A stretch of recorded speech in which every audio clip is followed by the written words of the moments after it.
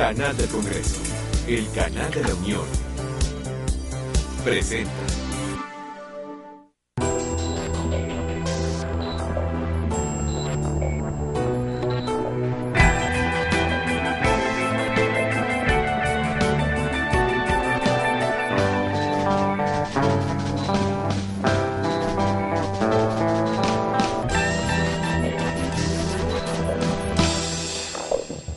Hola, bienvenidos a Pesos y Contrapesos, el programa de la Auditoría Superior de la Federación y el canal del Congreso. El día de hoy, esta emisión estará concentrada en el 10º concurso de ensayo sobre fiscalización superior y rendición de cuentas, organizado por varias instituciones en las que destaca la Auditoría Superior de la Federación, la Universidad Nacional Autónoma de México y la Cámara de Diputados. Tengo el gusto de contar con la presencia del profesor José Luis Jasso. Doble felicidades, José Luis, uno por el primer lugar del certamen de ensayo y otro porque es profesor de la Escuela Superior de Economía del Politécnico Nacional, que está cumpliendo 75 años. Muchas gracias, Juan. Felicidades, José Luis. También nos acompaña la licenciada Eunice Sánchez. Ella es licenciada por el Instituto Tecnológico Autónomo de México, el ITAM, con un ensayo muy interesante sobre descentralización y rendición de cuentas. Bienvenida, Eunice. Muchas gracias. También nos acompaña el doctor Alejandro Navarro. Él es doctor por la Universidad Nacional Autónoma de México, profesor de la misma casa de estudios, nuestra universidad. También soy egresado de la UNAM. Un gusto, Alejandro. Muchas gracias. Y investigador del Centro de Estudios de Opinión Pública de la Cámara de Diputados. Así es. Muchas gracias, Juan. José Luis, si pudiéramos así resumir de una manera muy injusta, porque es un trabajo muy extenso y mucho esfuerzo, ¿cuál es, digamos, la pregunta que querías resolver con tu ensayo sobre fiscalización externa y auditoría externa en el gobierno mexicano? Serían básicamente dos. Una es que la tecnología de la Auditoría Superior de la Federación vaya acorde también a lo que es el cambio dinámico de las instituciones gubernamentales. Y por eso me refiero, por ejemplo, a Hacienda. Hacienda, hay un hueco que yo veo, ya que haces la pregunta, porque cuando regresan dinero a Hacienda, ya no pasa por la Cámara de Diputados. Por cualquier razón que regresen dinero, ya no pasa, y ese hueco creo que nos está haciendo un poco de daño. O sea, que el Congreso debería determinar cómo se ejerce ese gasto. Así es. O sea, de hecho lo hace en un principio. Lo hace en un principio, pero después cuando regresan o está subutilizado el ejercicio, ya no pasa por la Cámara de Diputados. O sea, el gobierno dice lo caído, lo aprobado y ya. Todo lo que es el ciclo presupuestal sí pasa por la Cámara de Diputados. Ya una vez autorizado, como tú dices, lo caído en Hacienda, ya no pasa por la Cámara de Diputados. Es discrecionalidad de la Secretaría de Sería un proceso administrativo y político algo engorroso, ¿no? Claro, efectivamente. Eunice, tu ensayo fue sobre descentralización y rendición de cuentas. ¿Qué pasó en la descentralización en México? ¿Qué lugar le dimos a la rendición de cuentas en este proceso de redistribución de responsabilidades de gasto?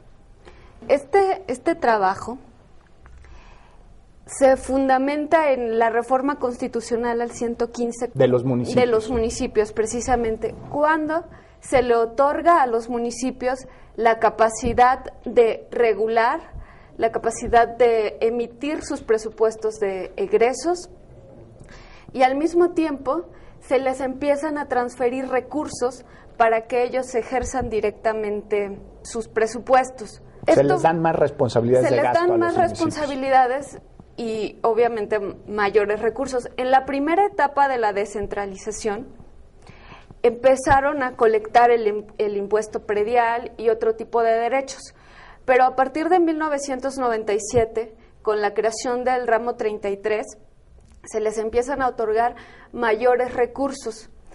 Entonces, con base en esto, se descubre que no necesariamente el poder de gasto que disfrutan los municipios tiene que ver con los impuestos que colectan.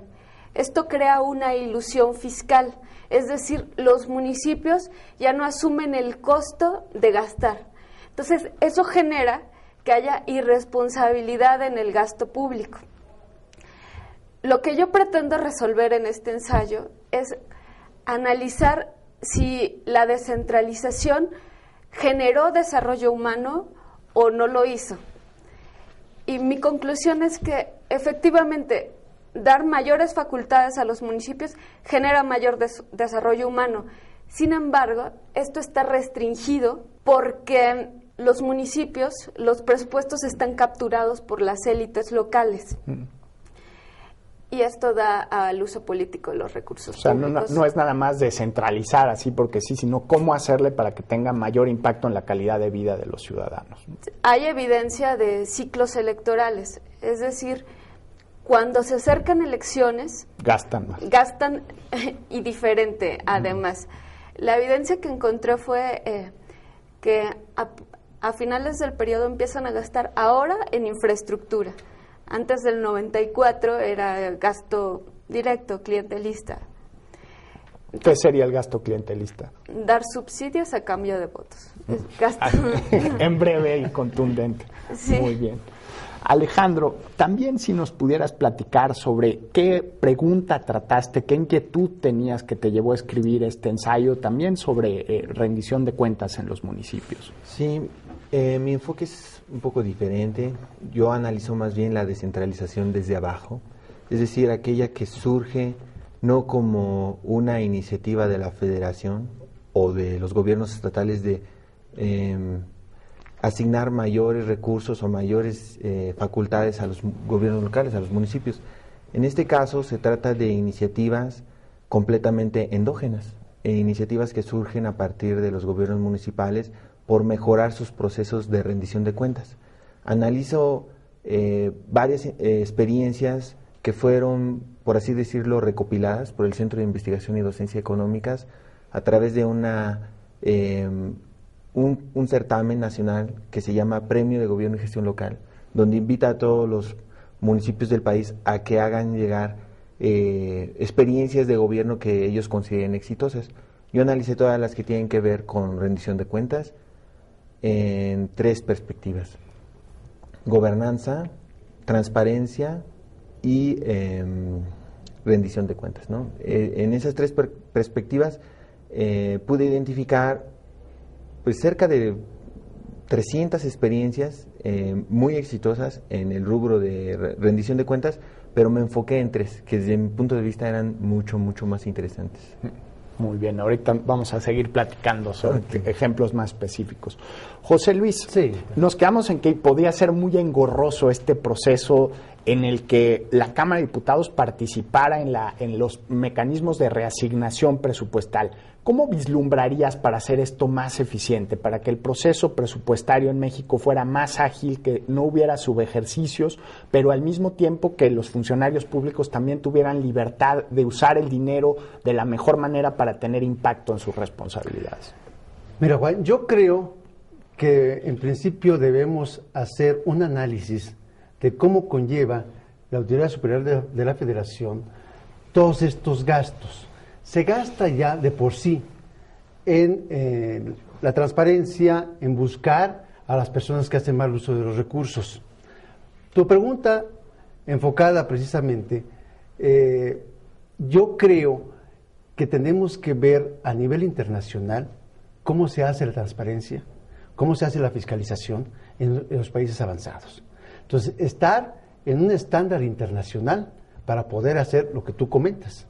O sea, cómo de ahí, de esa forma, podría salir entonces las formas, las estrategias para que no hicieran mal uso de esos recursos. Eunice, si pudieras cambiar una cosa para fortalecer la rendición de cuentas de los municipios en México, ¿qué sería lo que transformarías? Primero, le daría mayores facultades a los municipios para recaudar directamente.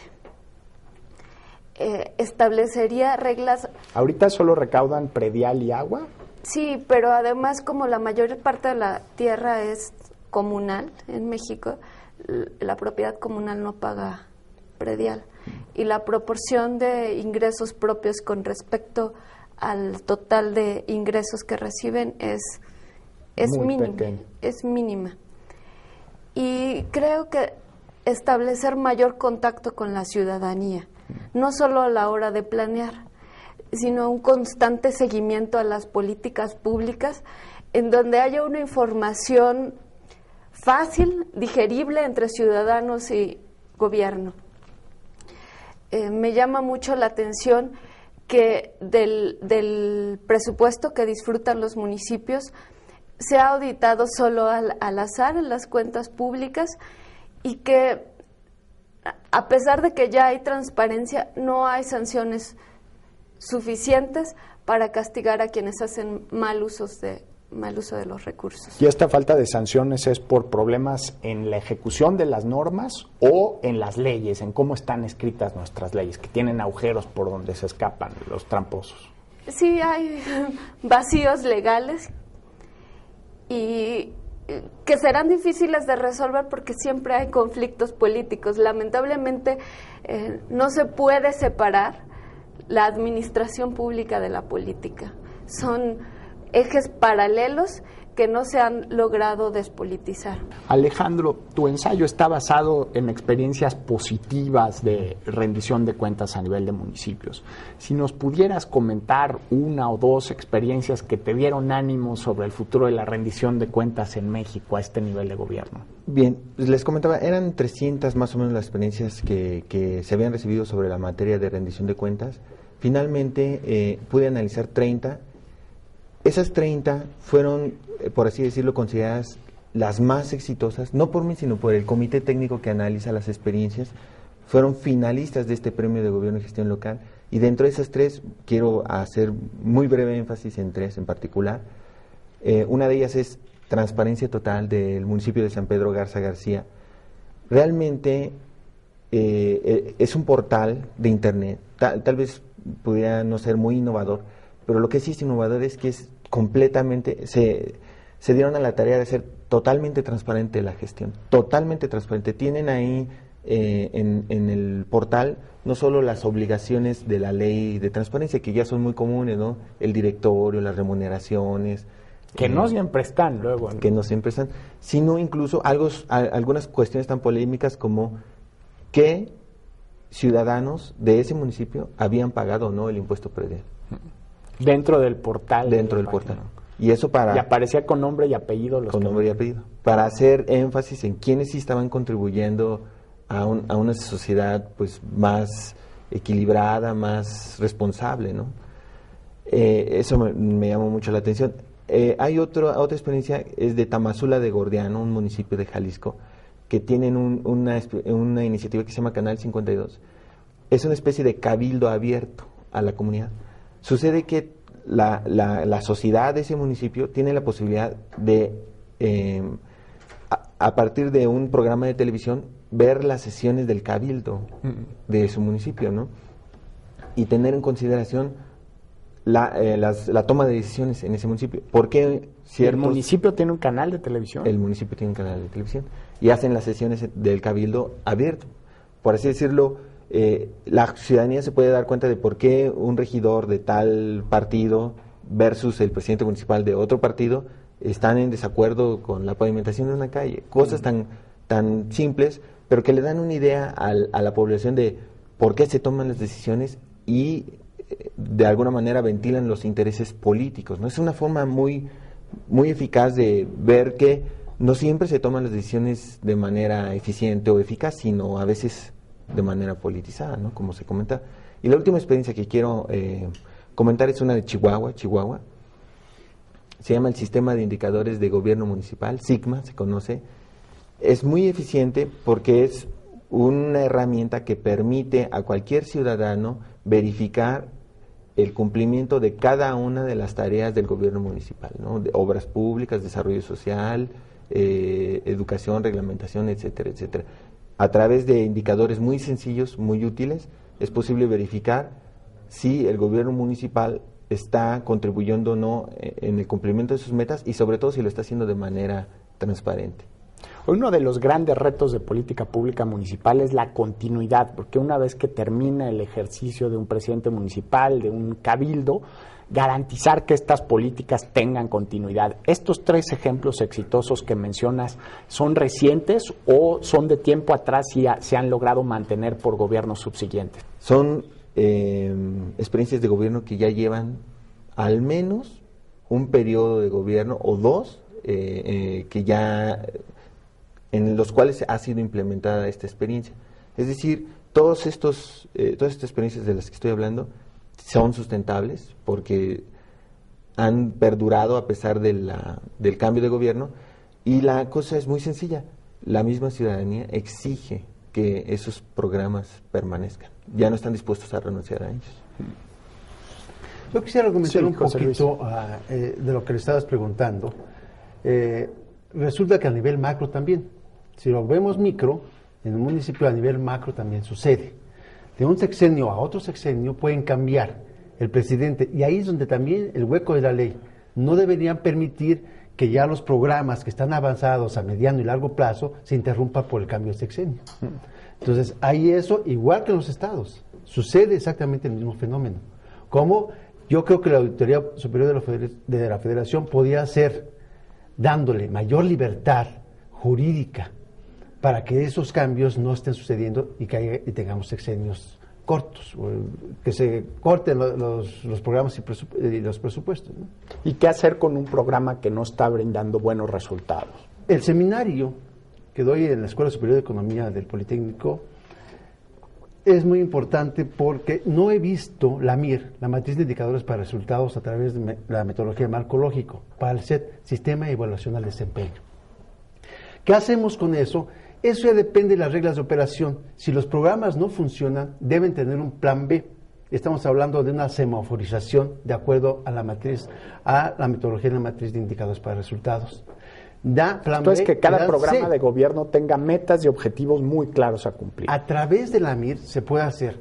Hace 2 años apenas, aquí en México se instauró la matriz de indicadores para resultados, y fue precisamente el CIDE, fue Hacienda y Sedesol. Los tres trajeron esta matriz. Nosotros la construimos los indicadores ahí en la escuela para Sedesol, pero aquí lo que no permite las secretarías de Estado, porque los indicadores ya están dados. Entonces, pero en la escuela les enseñamos cómo construir ese indicador. Les enseñamos para que ya cuando salgan al mundo del trabajo ya sepan cómo construirlos. Ya se los dan en las diferentes secretarías. Entonces, esta metodología, estamos muy tiernitos porque son 2 años apenas que lleva, mientras los países más avanzados llevan 30 años con esta situación de la matriz de indicadores para resultados. Varias décadas atrás. Varias décadas atrás. Eunice, ¿crees que la reelección a nivel municipal podría ayudar como mecanismo de rendición de cuentas? No, al contrario, la reelección puede generar que quien está en el poder manipule aún más los presupuestos públicos. Lo importante primero es lograr la transparencia en el ejercicio de los recursos, después es obligar a los presidentes municipales a rendir cuentas a la población y garantizar que haya las sanciones respectivas por los posibles desvíos o simplemente por no generar impacto. A mí me llama mucho la atención las auditorías de desempeño que está haciendo la Auditoría Superior de la Federación, porque eso no solo nos permitirá evaluar la gestión municipal, sino conocer el impacto real que tiene sobre los ciudadanos. Entonces creo que lo fundamental primero es hacer que converjan todos los órdenes de gobierno para que haya en los estados una auditoría suficiente con las contralorías estatales, pero que además la Auditoría Superior logre fiscalizar el 100% de los recursos que se transfieren a los municipios. Para eso habría que aumentar las capacidades institucionales y presupuestales de la auditoría, ¿no? Es fundamental asegurar que las cuentas públicas salgan como en los momentos más precisos. ¿Cómo transformarías este sistema de impunidad, si se permite la pregunta? Estableciendo reglas más claras y dándole facultades a la Auditoría Superior para que se iniciaran los procedimientos automáticamente en cuanto se detectaran esas irregularidades que no pudieran ser solventadas por los ayuntamientos. Alejandro, dentro de esta serie de experiencias positivas que encontraste en los municipios muy bien calificados por el CIDE, ¿qué tan fáciles serían de socializar y aplicar en otros municipios del país? Justamente ese es otro criterio con el cual son evaluadas estas experiencias, la replicabilidad, es decir, qué tantas posibilidades existe de transferir esta experiencia a otro contexto. Un comité evaluador visita la experiencia, hace una evaluación de campo y verifica si cuentan con manuales de organización u otros documentos base que permitan que estas experiencias sean transferidas a otros contextos. Todas ellas lo son realmente ideas, muchas de ellas muy pragmáticas, muy sencillas, pero que coadyuvan bastante en este ejercicio de transparentar y hacer más eficaz la rendición de cuentas. José Luis, hablábamos de que llevamos décadas de atraso en estos mecanismos y herramientas de planeación del ejercicio del gasto. ¿Cómo nos podemos poner al día? ¿Qué habría que hacer para tratar de recuperar ese terreno y tiempo perdido desde el punto de vista de la gestión de gobierno y la administración pública? Como es un instrumento muy valioso precisamente para la rendición de cuentas, hablamos que la ley ya es un paso grande, que hay ley, ahora hay que aplicarla, dar pasos gigantes para ello. Necesitamos instrumentos de medición, como es la MIR. La matriz de indicadores por resultados, yo creo que a través de las escuelas del INAP, por ejemplo, que se fuera una especie de telaraña, que fuera dándose en las escuelas y así sucesivamente. Otra cuestión que no solamente para esto, yo creo para darle ritmo, por así decirlo, a todo lo que hace la Auditoría Superior de la Federación. Hacerlo grande, hacerlo en los medios de comunicación masiva, televisión, radio, cine. De esa misma forma es como podemos tener una cultura realmente de rendición de cuentas. Podemos fomentar la ética, fomentamos la honestidad. En esa medida, si usamos los medios de comunicación masivos, que tiene derecho el gobierno, sin necesidad de gastar más, yo creo que esa vía podría ser una buena escuelas y medios de comunicación masivos. Eunice, hablabas que uno de los temas para fortalecer la rendición de cuentas en los municipios es la capacidad de fiscalización de las entidades de fiscalización de los estados, que dependen de los congresos locales, y de la Auditoría Superior de la Federación. ¿Crees que hay un problema de asimetría en las capacidades de estos distintos órganos a nivel de Estado y a nivel Federación en la calidad de las auditorías y del ejercicio de fiscalización? O sea, ¿son distintos los resultados de una auditoría hecha por una entidad de fiscalización estatal que de la Auditoría Superior de la Federación? Sí, yo creo que la Auditoría Superior de la Federación, como órgano técnico, ha avanzado muchísimo. Difícilmente se conocen en los estados las auditorías de desempeño, por ejemplo. Entonces, yo creo que sí es urgente que se armonicen las leyes estatales con las leyes de fiscalización. Un sistema nacional de fiscalización. Exactamente. Eso daría mejores resultados, porque así las autoridades locales tendrían mayor cuidado al manejar sus presupuestos. Y esto que decías que la reelección complicaría el proceso de rendición de cuentas, allí me gustaría insistir, el voto de los ciudadanos, el sufragio, ¿no serviría como una especie, poniéndolo en términos coloquiales, como un calambre para las autoridades de ahora sí tengo que rendir cuentas, ahora sí me tengo que poner las pilas, porque si no, no me van a poder reelegir? Sí, pero no funciona en automático. La ciudadanía además debe tener acceso a la información, porque en estos ámbitos competitivos las políticas públicas siempre convergen en el votante mediano, pero no es claro que el votante mediano conozca qué es lo que les beneficia particularmente. Por ejemplo, en algunos municipios pequeños, si pones a competir una plaza de toros y un hospital, puede que gane la plaza de toros. Y eso no necesariamente quiere decir que haya buen ejercicio de los recursos públicos, porque no se están generando factores que incidan en elevar el desarrollo humano. Serían decisiones populares, pero no necesariamente las mejores decisiones para la población. Exactamente. Se trata de, sí, fortalecer la fiscalización, la transparencia, pero también la ciudadanía. Como ciudadanos tenemos la responsabilidad de conocer qué es lo que está pasando, pero al mismo tiempo, como son canales que se vinculan, es obligación de las autoridades locales y de las autoridades estatales y de todas las los organismos públicos facilitar la información.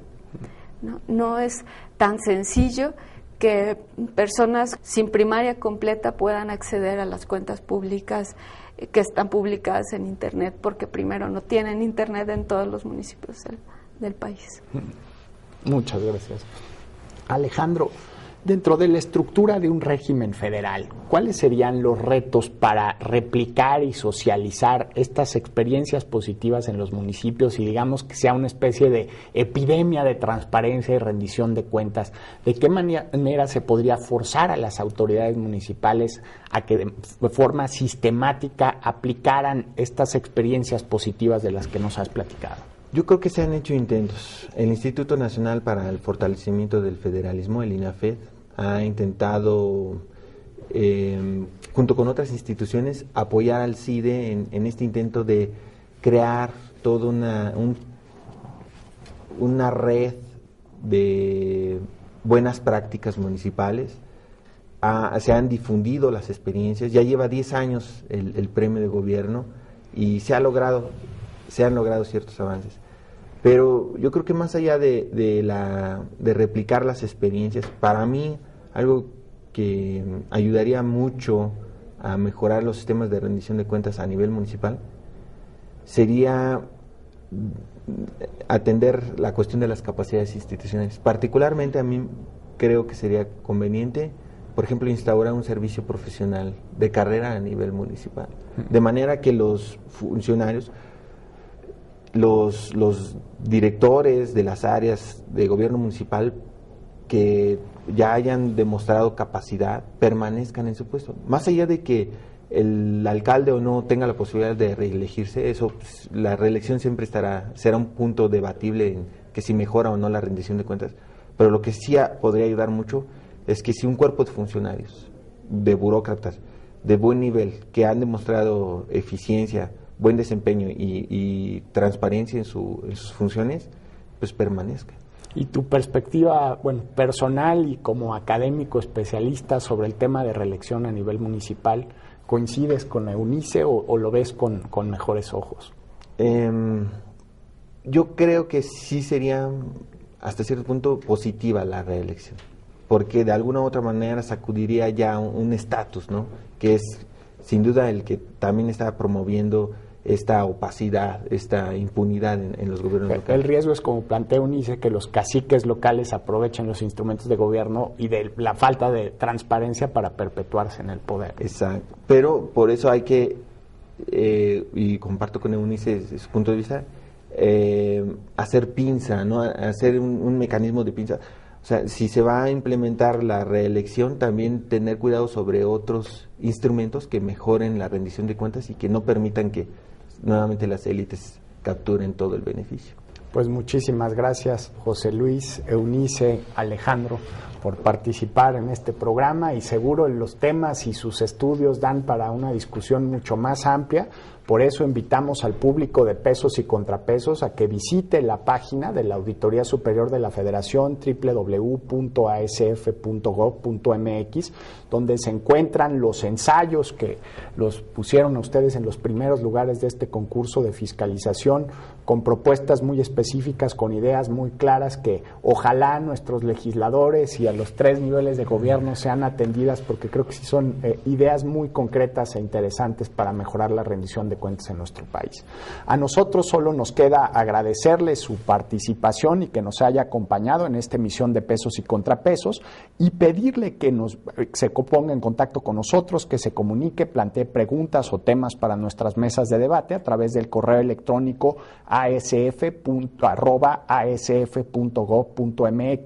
o directamente al teléfono 55 34 31 45. Muchas gracias por habernos acompañado.